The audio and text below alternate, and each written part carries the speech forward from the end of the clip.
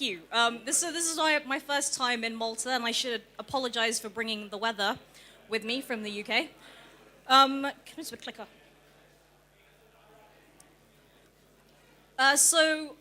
Mike originally invited me to provide some kind of context. We've heard a lot from homegrown talent about what you guys are doing here, what some of you are doing in the UK, but we thought it might be good to see what we think, I guess, from our perspective. Everyone likes a good statistic. So in the UK, it's worth noting that the size of our industries, our creative industries are worth over 72 billion. So we're doing actually really, really well. I usually have to kind of define what constitutes cultural industries. Though, having said that, being in this building, probably not so much explanation is needed. But it's not just design as we know it with regards to web and digital, as most of us are here, but also dance, drama, the performance arts. I'm sure everyone's going to recognize the Monument Valley artwork in the middle. So our games industry is also up and coming and burgeoning. In the top corner there, we have film and television. So Doctor Who, BBC America, all of these are classed in the same form for exports. We have art, architecture. I know there are a lot of architects in the house. Music, and of course, fashion. Our government is trying really hard to support cultural industries just because it affects the bottom line. So for every £1 that they invest either in subsidies or in training programs, another £7 is generated back into the economy. So it actually affects our bottom line. It's really important to us. And we are on track to export 31 billion in creative industries service exports by 2020. So we're aiming to double kind of where we are at the moment. And I think I should probably preface this by saying, you know, when I told people that I was basically going to be coming to make the argument for why we need creative partnerships internationally, they were like, well, you're from London. You know, you're doing really well. You really don't need it. Actually, they should be looking outwards. But as we'll see, it's quite in a non-patronizing way. You know, we're moving to kind of quite a globalized system now with agencies, consultants, and so forth going global. But our world is not as small as we all think. So why would we in the UK anyway, would want to go out beyond our shores? Well, even the Beatles had to leave in order to really cement themselves. So there are a lot of new opportunities to be explored. This is probably one of the main reasons why people seek to look abroad to begin with, and that is to solidify their supply chain. I have to admit that I'm really uncomfortable, even as a business owner, talking about a solid supply chain from a kind of cost perspective, because I always think that cost should always be secondary to doing really good work. You know, your partnership should really fit. And of course, if you are in the Eurozone, sterling, again, to kind of follow that, you can definitely benefit from, you know, exchange rates movements, so on and so forth abroad. But the reason why we really should be looking outside our own territories, outside our own borders, even if we have a product that's doing really, really well, is that one size, just in this day and age, really doesn't fit everyone. You can have the best product possible, but if you don't know how to sell it in the new market you want to go to, no one's really going to get it. Consumers nowadays, and in fact, we can count ourselves in that group, are looking for increasingly personalized experiences. And people are actively going out to look. And I know, you know, a lot of people here have migrated to the UK, a lot of people have kind of come back. So we know that people aren't waiting for their new adventures, they're actively going to get them. And no startup more exemplifies this than perhaps Airbnb. You can have whatever adventure you want. You can have a personalized experience in someone else's home. You can have their tastes. You can go out and grow your product that way. But you have to know your audience.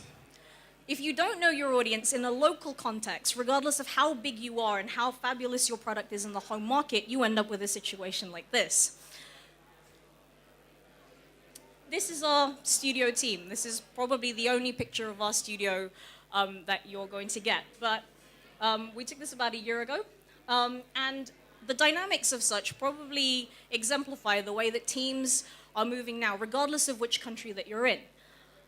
So most of us are bilingual, if not trilingual. Nearly all of us have lived abroad, or worked abroad, or studied abroad. And, you know, we're a pretty tight bunch. We're a pretty kind of lean bunch. We have a lot of fun. So one of the challenges for us as people that hire, people that look to grow our partnerships abroad, is the fact that the many small businesses, many small agencies, they kind of get to a point and then they get acquired. So regardless of how local they are, regardless of how good they were, when they get acquired by these kind of bigger organizations, the briefs start becoming more international. And what you try not to do, or where you basically see it not work, is where people try and homogenize. They try and apply the same kind of thinking in one country to another country, because they try and follow the brief. They try and follow the way that they've set up their own organizations. And that simply doesn't work anymore. It's really important that your team is multicultural, multifunctional, or that you have a team in the local market. I love this because this is one of my favorite campaigns from HSBC as part of their global local reach for a bank. It means you can take any one of these, you can take the same object, the same artifact, and of course it will be interpreted differently regardless of the context, or rather depending on the context that you're going to be in.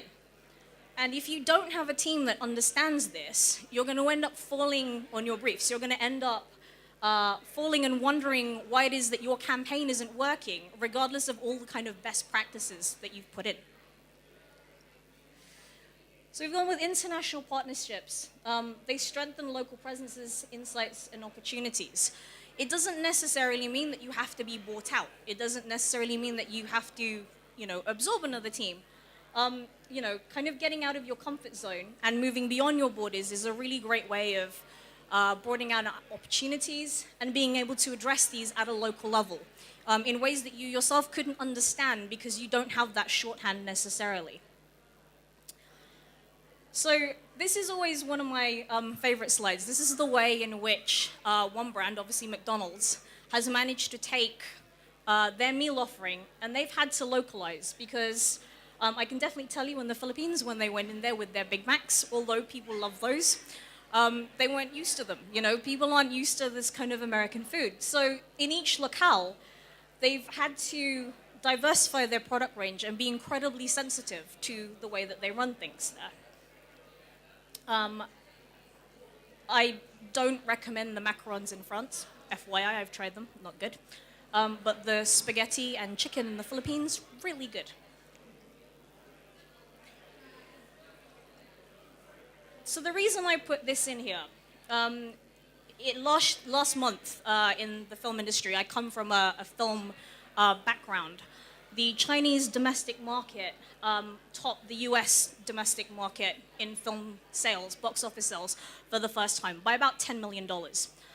And the reason this is significant is because it's a reminder to us that regardless of how well we think we're doing, or regardless of how solid we think the status quo is, there's lots of opportunities as well as threats in emerging markets where their spending power is obviously growing. So it's going to be interesting to see creatively the kind of decisions that are made in terms of programming when people from Hollywood make their films, bearing in mind how these markets are developing. So this is basically my final slide. I guess I haven't really introduced myself properly, so I'm going to do it with this one. In the UK, I make web series. They're basically shows that are online, kind of independently. We grow audiences around them, and we grow them within certain verticals. And even though we're pretty well set up in the UK, in order for me to make my show, I had to look outside. So this show is funded in Canada. And we have talent from Ecuador. This is Vincent Cushbum, and he has a massive following in Ecuador. And his social media presence has effectively allowed us to make the business case to kind of make this show. And yes, it's made in the UK quite proudly. But we had to not be, I guess, I feel like I haven't left you with any lessons in the same way that everyone else has. And I guess the one thing that I've learned from this project is basically not to be precious. I think a lot of the times, especially with our own businesses and our own startups, we really want to have 100% of absolutely everything. And it's our instinct to want to control everything and own anything and not share. But the problem with that is, and the things that I've learned several businesses down the line and several shows down the line, is you can own 100% of everything, but for the most part, it's going to be nothing if you can't get it made. So actually, you want to look as far and as wide as possible, because ultimately, if you're not making things, if you're not growing things, there's really no point to you existing to begin with. And this is the final slide of my presentation. Actually, I just really like it. The great thing about meeting new people, about diversifying the talent that you work with, the opportunities that you work with, is that you're always going to be reinvigorating your own work processes, your own perceptions, the things that you hold dear to you. So, if I had to kind of sum it up, the reason that everyone should be looking outside is because it just keeps things fresh.